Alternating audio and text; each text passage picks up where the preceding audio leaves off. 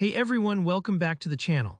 In today's tutorial, I'm going to show you step by step how to import data from one Google Sheets document to another.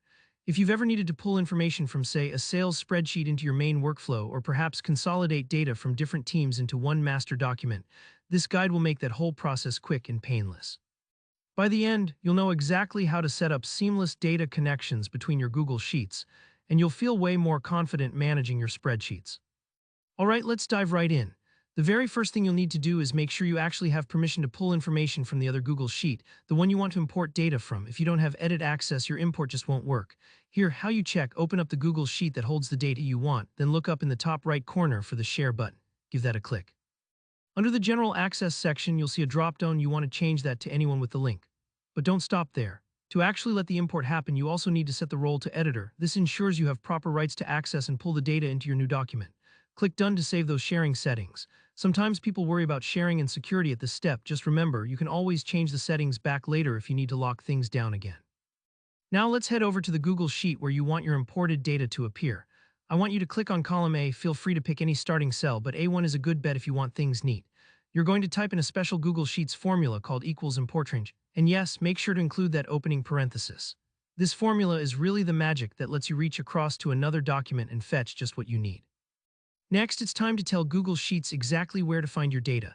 So open up the original sheet, the one with the data you want to use. Highlight the entire URL from your web browser at the top. Now, here's a little tip. You don't need the whole URL, just the long code in the middle, but if you're ever unsure, go ahead and grab the entire link. Copy it.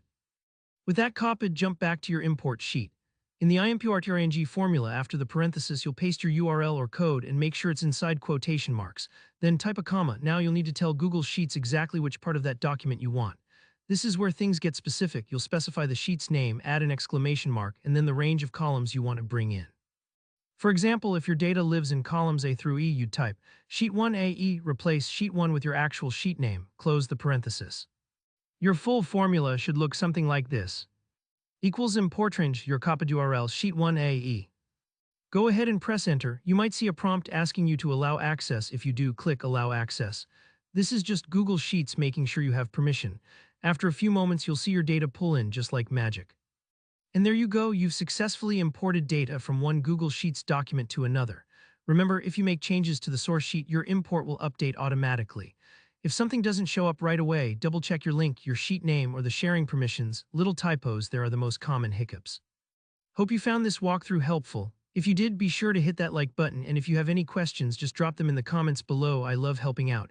And don't forget to subscribe for more Google Sheets and productivity tutorials. Thanks for watching, and I'll see you in the next one.